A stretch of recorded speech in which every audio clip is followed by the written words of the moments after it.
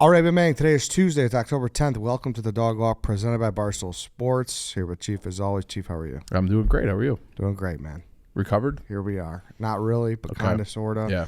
Don't feel the worst. Don't feel the best. Beautiful weekend down in Colombia. Yeah, it was nice. Nice crisp air. Good people. Yeah, people are great. Mm-hmm. Great people down there. It was a nice trip. We're going to have all the footage for you in a couple weeks on Stool Scene. It's just I just love college football, man. Like it's, Columbia, Missouri. It's a nothing town. They packed, I don't know how big the stadium was, 50,000, something like that. And like they care. They're into it. The bars are slammed. It's just like, I don't know, it just makes me feel good. Like it's just like I'm a neutral obviously for LSU, Missouri. I love how much people care about their teams in these random little towns across America. Yeah, it's awesome. For sure. It's very It is cool. great. So today we are going to talk about global cooling. Cooling, warming, climate change. It's really like it's impossible to know what's right and what's going on and like I don't want to, because I think the planet is warming. The planet's warming. It just depends on, like the temperatures are going up recently, and everyone's freaking out about it. I don't know if it's really worthy of a freak out, and I think that's kind of where like everything gets so like complicated and convoluted and politicized, and like people get like on their high horse about morality for these things. It's a very complicated thing, and like the history of the earth is fascinating to know that like there's been times where it's like you talk about like these different Pleistocene eras, like these different periods of Earth's history where it's like we were a complete ice ball. We've been like tropical all over the place, and kind of every range in between. And it's like it's weird that we know how old the Earth is, and we've went through like doing ice cores and different tests. You can kind of get where the temperatures were, because like the air gets trapped in the ice. So you can be like, oh, there's the X amount of carbon in it in this era, and it's from this long ago. And same thing with like the soils and things, and you can figure out how hot and cold the temperatures were going back hundreds of millions, Which is insane. Hundreds of millions of years.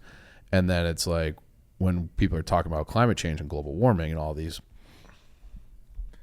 things, they really start the measurements in like 1850. So so it's like 200 years versus 800 million. Like, how do we know like what the ideal spot is? And that's where it's like, I don't know. I get like I don't know what the answer is, but we'll kind of get into some of these things right now. Okay, Yeah. Let's do it. Before we do, though, the most comfortable jean on the planet is MUGSY. It is. And it doesn't just go for jeans. They got chinos, they got shorts, they got joggers. They have this like patented, stretchy material. It's buttery so good. soft. It was one I wore them on the long car trip back. You got to be comfortable on a car trip. Yeah. But you don't want to be looking like a complete bum necessarily either. So being able to have like those comfy MUGSY jeans when you're driving, you get out, go to stop for dinner, whatever you're doing, MUGSY is perfect. Even for an 8-hour car trip, I was never uncomfortable. Yeah, because that's what stops people from wearing jeans all the time, right? Is they just don't want to be uncomfortable. Right. MUGSY takes that away. Mm-hmm. They're honestly great guys. You got to go on their website and go check them out. I can't say enough good things about them. Head to MUGSY.com and get 10% off now using code Chicago. That's 10% off some of the most premium jeans, chinos, swimwear, and shorts on the internet. MUGSY also offers free shipping and returns, so there's absolutely no risk giving them a try. If you're in Chicago, Boston, D.C., or Austin, Texas, make sure to head downtown and check out their storefront as well. Easy vibes every time. Enjoy a beer while you shop. MUGSY.com, sincerely, like they're great. They really are. Have you been thinking about it, especially now? Like we all felt it. The weather changed this weekend. It is You need your officially jeans. jogger jean chino season. Yes, exactly. Yeah. You need them. So Yeah. go hop on. I just put it in the order, so I'm excited to get that. You use that promo code? I did. Chicago. I certainly did. All right, then. Let's get into it. Because it's interesting. You hear so much about global warming, but lately I've been hearing about global cooling. Not saying that's happening, but like obviously ice age, like shit like this has happened. Right. So when people are talking about global cooling, so it all depends on your time frame. So the last couple of years have been cooler than the previous 5. Okay, so if you look at like a chart, it'll spike up and then it'll dip a little bit. Like it's gotten a little bit cooler the last couple of years, and some of that could just be, there have been fewer emissions. COVID was a big part of that. And so there are many factors, but the El Nino's ramping up, so things are going to get warmer. So they'll probably shoot up again, and when we have like normalization of the economy, but there's been less output, so maybe that is a factor. Who knows? I don't really know. But they have been marginally cooler the last couple of years. I don't necessarily think that's a trend. The 9 warmest years in the last 150 or so. The 9 warmest years in out of the last 100 are the last 9 years. So it's hard to say that like we're cooling when, let's say, the last 2 years have been cooler than the previous 5. Well, they're still hotter than the previous 140. So like we are still on like this warming trend, I would say, overall, even though we decreased a little bit. People are always freaking out about sea level rise. Remember that was like Florida's going to be underwater, New York City's going to be underwater. We're going to have this great glacial melt and all this stuff. And Malibu's fucked. Yeah, basically any place that's coastal, and if you, and especially like Southeast Asia where very low line levels, the Netherlands, any of these places that are kind of like below sea level, oftentimes if like you have a big jump in sea level, those places along the coast are going to be fucked. So and supposedly the data says that we have, since 1880, we've had 8 to 9 inches is what they think we've had seen sea level rise in the last 9 years, which is not nothing. And it was really, and they say 4 inches since 1993. So given all that information, I say it's the hottest it's been globally in the last 100, since 1850, we'll say. How much would you guess? And what do you know what happened about 1850? The Industrial Revolution and like the widespread use of fossil fuels. So that's where people are kind of like making these, we got carbon. We're putting so much carbon into the atmosphere. It's a big problem. It's causing this global climate catastrophe. We're all going to have these storms. People are going to die, blah, blah, blah. But can you guess how much the average temperature around the globe has risen in that time period? What would you guess? Since 1850. Yeah. 10 degrees feels right. 1 degree. 1 degree? 1 degree Celsius. Oh, really? In the last 180 years or whatever. Yeah. 1 degree. So, which is not like insignificant. It sounds very insignificant, but it's not necessarily insignificant. Sounds like nothing. It sounds like nothing. Yeah. But over the course of an entire year, over the entire planet, it can cause, glacial meltage, as, we've seen and talked about here, and, everybody's talked about it and everyone knows about it. Yeah. But those are, that has risen 1 degree in the last however many years. And then it's like, well, what are the biggest problems that people associate, that they fear when you're talking about climate change? I feel like people talk about, we're going to have more natural disasters. We're going to have famine, tied to poverty. We're going to have like more natural disasters, more intense hurricanes, all these types of things, and deaths associated with those 3 things. Well, none of even with the rising temperatures and the alarmism about climate change and how hot it's getting and all that, we haven't seen really any of that. There are fewer people die from natural disasters now than at any point in history. So you could say that they're theoretically that they're more frequent and stronger, but it's like a combination of the technology that we have, where you can track them coming, there's hurricanes coming across, since they burp out of Africa, which is really what happens. They burp out of like the rainforest there in the Congo, and they generate strength over the Atlantic Ocean and then rip up the east coast of the United States and the Caribbean and all that. But because we can track them, they're more prepared. Our technology allows us to build better structures in order to, like you're not living in a tent on the beach like maybe you were 300 years ago, before we had like some, cement and better engineering and all these things to withstand the pressure from these storms. Like people just aren't dying at the rates from natural disasters the way that they used to. The poverty, we have lower poverty than like any time in human history too. And that's like one of those things is like the miracles of the modernization of China. When they opened up China to trade in the 70s, I think the number is like 100,000 people every day for like 30 years were lifted out of the UN definition of abject poverty. That is like, that's fucking unbelievable. So if people were worried about like, well, we're going to have like crazy poverty and all these things and famine coming from these global temperature rises, we haven't seen that yet. Not to say that it can't happen if we get, we continue on this trend.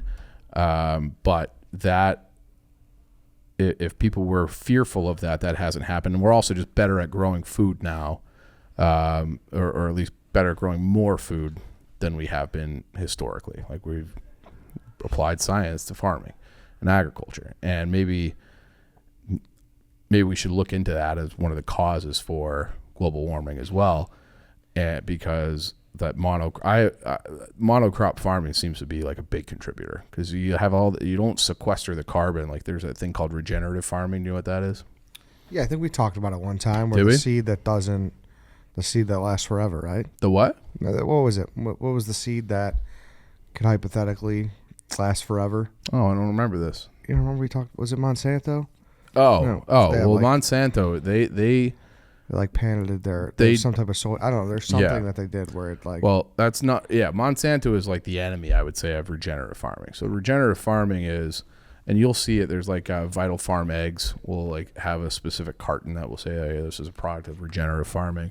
And basically, what it is, instead of just being like, "Hey, like we grow corn and soy," over and over and over and over and over, they'll have rotational grazing, where they'll have like a plot of land that's, their cows will go through, then they'll move the cows and they'll bring the chickens on, then they'll move the chickens and bring the turkeys on, and all on the same patch, and they kind of dig up the soil and they help it be healthier because they're shitting on it. And instead of just like putting cows in a feedlot, you just have them move through your acreage the way that they would move in nature, which are pack animal. You eat on a specific patch of grass for a while, and then they shit everywhere, and flies come in and they, lay eggs in the shit, and then the chickens come in and eat the flies and eat the larvae, and they move the manure around, and that creates like a natural fertilizer, and that they're fed, and then you just keep. That's what happens in nature. If you watch any nature show, they'll be like, oh, here come the wildebeest, okay, rolling through the African savanna, and the wildebeest come through, and what comes in right behind them? Some kind of bird just picks through their shit. And that's like how soils are developed and how grasses are replenished. And there's a big push and a big fear that we will hit a point of warming where Siberia, how we had those guys on who were trying to bring back the woolly mammoth? Yeah. Well, they want to do that to restore the grasslands in that area, because if they are eating the grass constantly, when you're like, think of it like a kid needs like, oh, you're a growing boy. Same thing for a little blade of grass. Like you need more energy to grow. And once you get to a certain height, you don't sequester as much carbon, because plants need carbon. That's their food. They pull that out of the air and sequester it underground into the soils. And that's what makes a healthy soil. And they spit back out oxygen, and that's how it works. And you know what a snake plant is? Snake plant. Yeah, I've got 3 of them in my house. Oh wow! So that seems like a lot of plants. Three small snake plants. Look up a snake plant, because this is like a fascinating fact about snake plants, that they are. I know you're such a plant guy. Yeah, I like plants. I plant flowers in my back deck too. Oh yeah, kind of like little cacti looking. Well, not yeah, really, but they're just really like they're like a leaf. Yeah. I've seen these fuckers. They're like the most. You should get some. You should put them in your apartment. They're the most efficient air filter you can get. That if you were to be locked in a room, an airtight room, just you and some of these snake plants, you could stay in there forever because you would never run out of air, because they would take the carbon dioxide that you breathe out, filter it, spit back out oxygen. So like, even though you never put in any more oxygen into this airtight room, like a submarine or whatever, you would never suffocate because swear. Really? Yeah. So if I was buried alive, but I had this little plant with me, I'd be fine.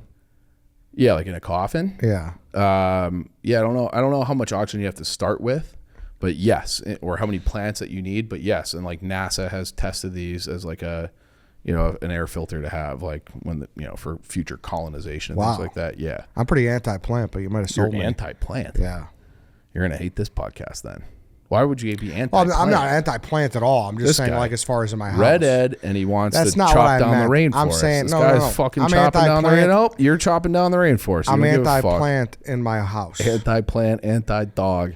I'm anti-plant in my house. I just don't like. I don't need geckos and shit running around and just anti-plant in my house. Well, you know what I mean, right? I'm anti-plant. I'm not asking you to live in like a rainforest cafe where you got a biodome in your house. Squeaks was a big anti-plant guy, and he passed it on to me. You should get some of these snake plants. I'm just saying, they'd be good for you. Good for your house. And they're the most low maintenance plant ever. I feel like you only have to water them. I think the number is like every 30 days, and they're still fine. It's awesome. They're like a wonder plant. Sounds a little neglectful, but you can give them more water if you'd like, but they don't need very much, is my point. Okay. So if you're stuck in a coffin and you're wondering how long you can live, like, I got to water this plant, don't worry about it. Plant's probably going to be fine. But yeah, so I think there are plenty of problems that we should be addressing in terms of like the planet and climate and pollution and things like that. But I don't know that carbon is one of them, because if you as like a baseline, our carbon now, even still, is some of the lowest they've ever been in the history of Earth. So it's the lowest in like the last 600 million years. So right now, pre-industrial revolution, okay, because that's when everybody's tying this to, there were 280 parts per million in the air of carbon. Okay, 280 parts per million. Right now it's at 300. Okay. The highest ever recorded was about 500 million years ago, and that was 4,000 parts per million. That's a lot of fucking carbon. And this is like where it gets in, like, well, if we did exist in a place where there were 4,000 parts per million, would we suffocate? That's a good question to ask. How many parts per million? Parts per million. Can a human of carbon? You know the answers to this, Harry? I see you back there looking around. Nope. Okay, so this says that the limit for humans in a 10-minute period is 30,000. So like, you've never seen the movie Apollo 13, but they didn't have any snake plants on that thing.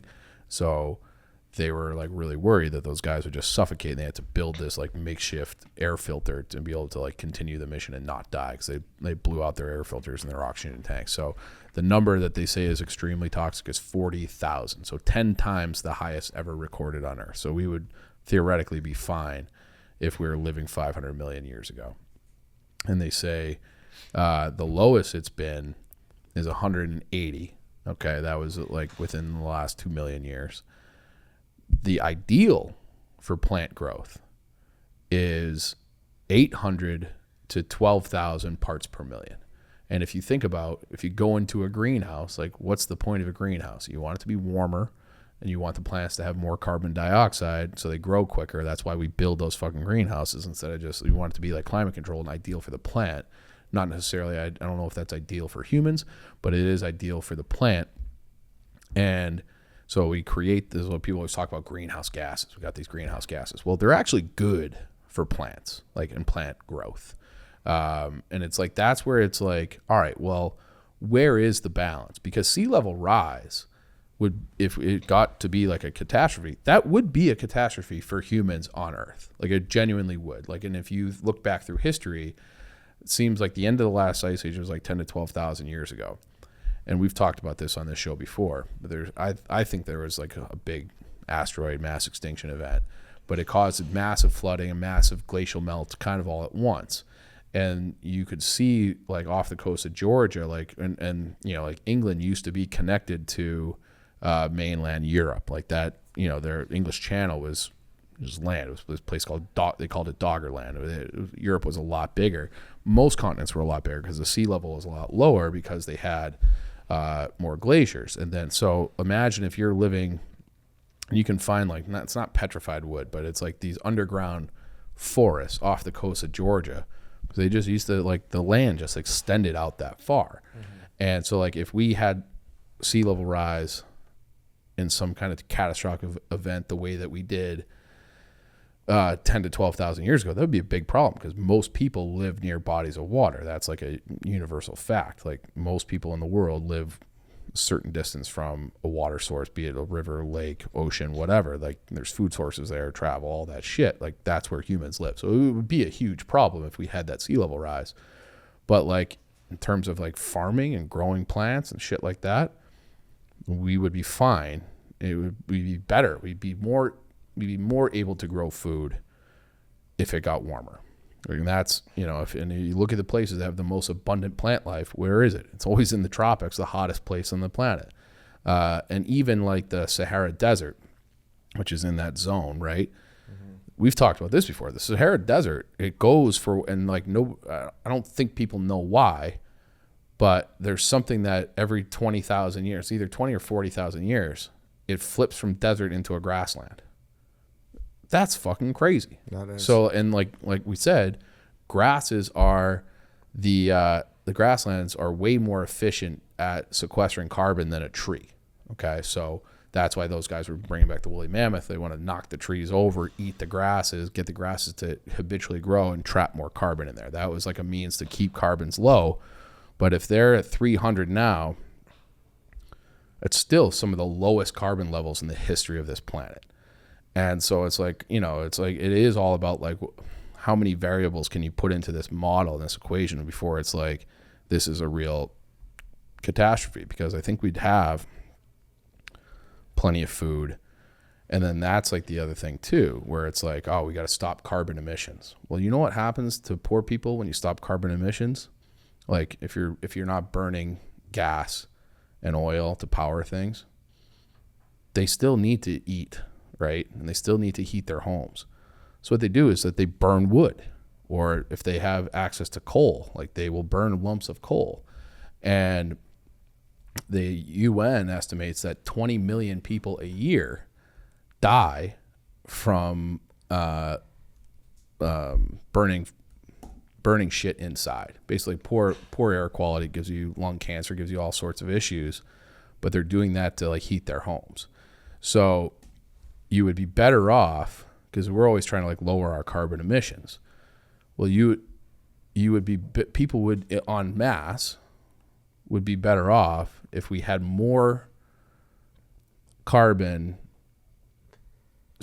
or more like fossil fuels available for energy than if they had none. Because if they had none, then they would be forced to burn things for heat and, you know, and cooking and things like that. So you don't want that. You want them to have access to fossil fuels or other energy sources. And that's like, well, maybe we should just be doing other energy sources where it's solar, wind, nuclear. I think there are arguments, you know, good arguments for all of those. And it's like, we should probably be trying all of them, but you can't just, I have a thing where it's like, well, and it's like those, you know, how are you going to tell developing countries, China, India specifically, who they're big time polluters? How are you going to tell them that they're not allowed to burn fossil fuels as they build up their countries when we did it 200 years ago? Like, we were the giant polluters before we got our like grip, our minds around, oh, like we are actually stewards of this planet. Like no one even thought about that until like the 60s. Mm-hmm. So if like they're trying to play catch up and they're going to change the rules for them, which is why China said, well, we're not changing the rules. Like we're doing the same thing. We're just going to burn things so we can lift people out of poverty, which I think is probably a good idea. And then, so it's like you're making people be poor now by not giving them access to energy in theory in order to save people who haven't been born yet, theoretically. Mm-hmm. So it's like I don't know what the answer is, but I don't think the planet is cooling like we said, but I don't know if it's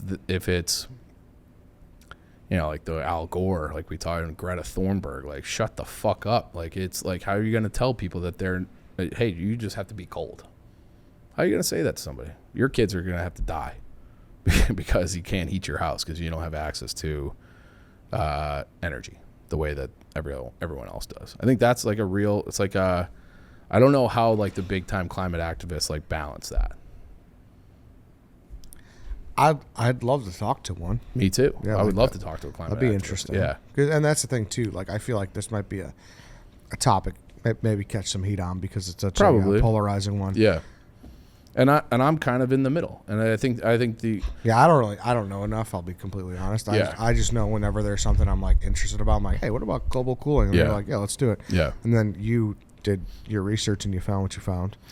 And that's kind of where we end up on all this. Yeah. So like if anyone really like And you could argue that like while we're not cooling in the short term at all, if you extend it, and it feels like 1850 is a pretty arbitrary date, and that's where most like the modeling starts. Yeah. Feels like an arbitrary date to me. But if you go over the whole history of the planet, we are at some of the coolest levels ever. And the other thing that happened at the end of 1850, and right about that time, we had what was called the Little Ice Age. So I want to say it might have been Krakatoa. You ever heard of Krakatoa? No. Okay, so Krakatoa, that was 1883. So I think it was before that. But there was a massive volcano that exploded. And it put so much dust up into the atmosphere that sunlight was basically kind of like blacked out, and it would reflect off of the dust in the atmosphere from this volcano and not make its way to Earth. So you had a big time cooling, and you also had a big time cooling at the end of you had a big warming at the end of the Roman Empire. Okay, so if you go back and look at texts from like they call it the medieval warming, you would hear people in Germany and England talking about how they're growing vineyards, wines, and everybody all across Europe was drinking wine. Yeah. Okay, well then you had a cooling event, and that's really what changed England and Scotland and Germany from being wine producers to being like, well, we still have to find ways to get fucked up. So let's do what we can grow here in our climate now, because we don't have the right climate for grapes anymore. Because you look at around the world, like where do grapes grow? South of France, Italy, South Africa, Chile, like Oregon, places that have like a lot of water and pretty mild winters. Okay. Yeah. And that was no longer the case for England and Germany after we had this cooling. So that's when they switched to making beer and whiskey and scotch and all those like harder vodkas, things like that, because they could no longer grow grapes, but they still wanted to get fucked up. So they had to change based upon what was readily available to them, and that happened after. So during the medieval warming, everyone was growing grapes and drinking wine, and then they had to switch after that because that's what the climate dictated. So that, to me, I thought that was pretty interesting. Yeah, that is. And just shape the whole like culture of those places, right? Like how they're so different because of what the climate is.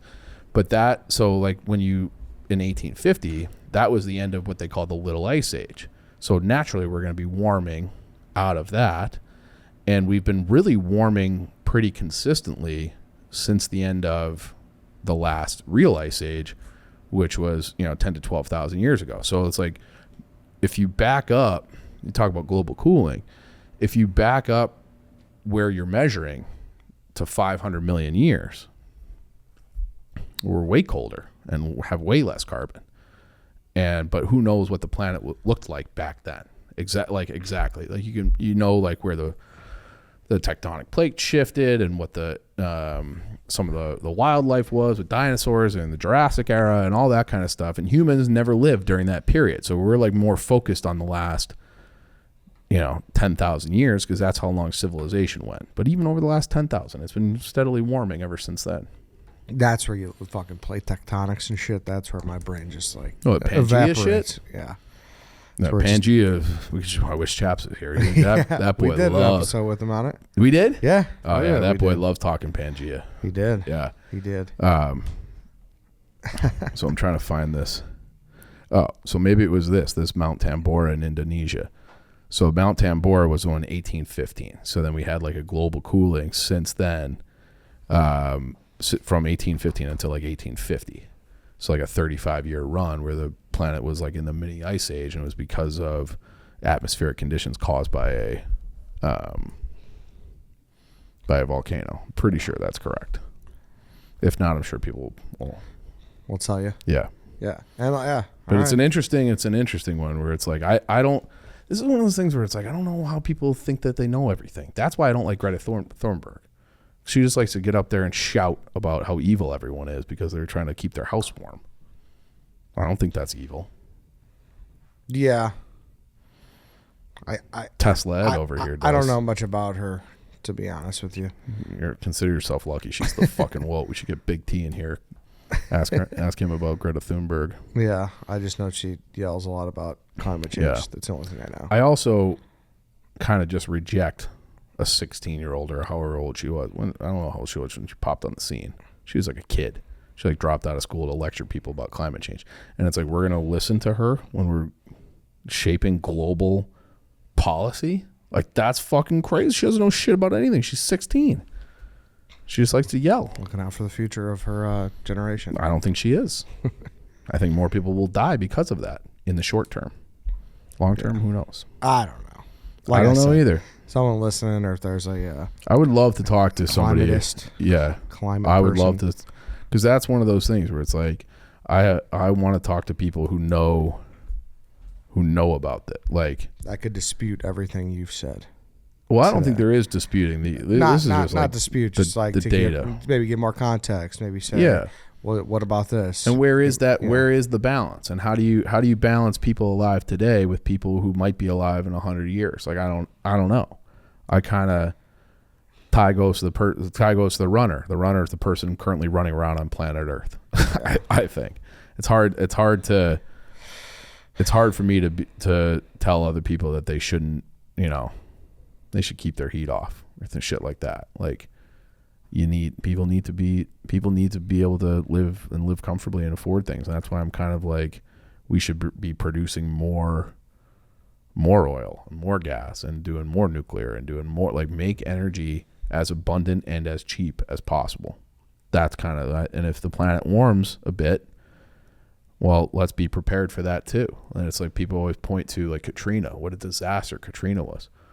Well, Katrina, the disaster there was the levees broke. And the levees broke because they took funding for decades that was meant to rebuild and reinforce and test the levees. And they took that and put it in other shit and put it in their pocket, whatever.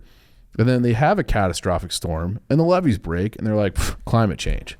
It's like, no, it was a human error. You fucked up. You didn't build the levees the right way. And you took the funding that was for that. And the hurricane is a big problem. But if we are prepared for things, we will adapt and we'll be fine. Is what my general novice consensus is. Yeah, this gets you going. It does a little bit. It does a little bit. I could certainly tell. Because I'm for the people. Not everybody's anti-human, anti-plant. Not anti-human. Anti-dog, anti-plant, anti-human. That's not true. That's the Red Ed mantra. That's bullshit. It's fact. You can't dispute it. It's not fact. Say one thing that disputes it. It's what people are going to say. You're fake news. All right, then, everybody. Thanks for listening. Thanks for watching. Thank you, Chief. Like we said, if there's anyone who could speak more to this and wants to reach out, we've been getting a lot of that recently. Yeah. We had a pharmacist reach out. We had another. I'd love to talk to a pharmacist gut health too. professor reach out. And it's like, hey, like they unfortunately weren't able to come on the pod for varying sorts of reasons, but if you're able to come on and talk and you're an educated professional, please do. Yeah, and like that's the thing. Like I'm very pro plant, and I'm very for the environment. I just don't think that this is like I'd much rather clean up the oceans and like have like proper fishing laws where you're not just, that's the thing where everyone's like, oh, there's so much plastic in the ocean, right? And people think it's like their water bottle or their Starbucks straw. It's not. I think it's something like 90% of plastic waste in the ocean are discarded commercial fishing nets. Yeah. It's crazy. We did the conspiracy thing, and we had one on here. Yeah. And they got the commercial fisherman from, I think he was around the Tampa area. Yeah. Made me feel better about like what we're doing. Yeah. America, at least. The Right. problem is the world just won't abide by everything like that. Well, and that's the same thing with like when you're trying to have these, they had the Paris Peace Accords, right? And like the right wing people were like, this is a bullshit deal because it doesn't hold China and India specifically to the standard that we're holding ourselves to. And it's like, you're right, but we also had a 200-year head start on them. So same thing, like you're going to tell, but it's like, but then you're making our companies and our people less competitive on the global stage because they have these other hoops that they have to jump through. So then it's like, it boils down to like, well, now I've lost my job, in a simplest term, to somebody on the other side of the world because you signed this agreement that makes what I do not competitive on the global market. And then, there's other variables obviously too, but that like, so it's like, you're both kind of right. So it's like, I don't know what the right answer is to anything. Speaking of that, I have a fish tank guy coming on the pod Thursday. Ooh, I like that. It was a really, really fun discussion. I've always liked the idea. I can't tell like if I would take care of them or if sometimes I feel bad for the fish in the tank. Well, this is the pod for you Thursday. Yeah. Like just walk in, like you never know when I do these, like they look cool. The blue collar ones, like you never know where it's gonna go. And like this guy was so knowledgeable about fish, so knowledgeable about tanks, and just kind of about the the agriculture in general. I would love to talk to and I like the idea of that. That's like another like big issue that people always point to is that the ocean is getting more acidic. That sounds like a problem to me. They say that that's part of the reason why some places where the coral reef is dying. Yeah, he gets into that. He went there. Oh, he did? Yes. Okay. And everything. It's really cool. Yeah. He talks about how it works and how you can get coral reef in your house. Like, it's really sweet. It is cool. Definitely. I want to say they started regrowing it in places though too. They figured out something. Okay. He gets into how all that works. Very cool. Yeah. Yeah. It was a really fun podcast. I enjoyed it a lot. And this is one other thing. I've had like my three big ideas for global warming. The first one is the hole. So there's that, I think it's called the Qattara Depression. It's in like it's in the middle of Egypt. It's just middle of nowhere. It's just this big thing that's below sea level. And there is a plan to dig it out and fill it up and make this like giant man-made lake, and then you would have a canal that would allow the Mediterranean to flow into it. So the desert comes down, evaporates it, but the level never really changes or dries up because it's just constantly being fed by the Mediterranean Sea. So then the evaporation would go up, fall over the Sahara as rain, turn that back into grasslands. So then you go from just having this place the size of the United States that is completely unlivable to a grassland that would sequester carbon out of the air and you could use for food and golf and whatever else you want. That was idea number one. I think we should bring that. The guy was the reason it died in the 50s, I think it was the 50s, was that it was so expensive to build the canal to the Mediterranean Sea that he was like, well, why don't we just fucking nuke it? We'll just nuke it.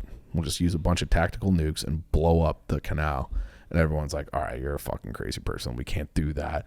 But like, we're spending gajillions of dollars on things all the time. Why don't we just everybody chip in to build this thing? We'll turn that into a grassland.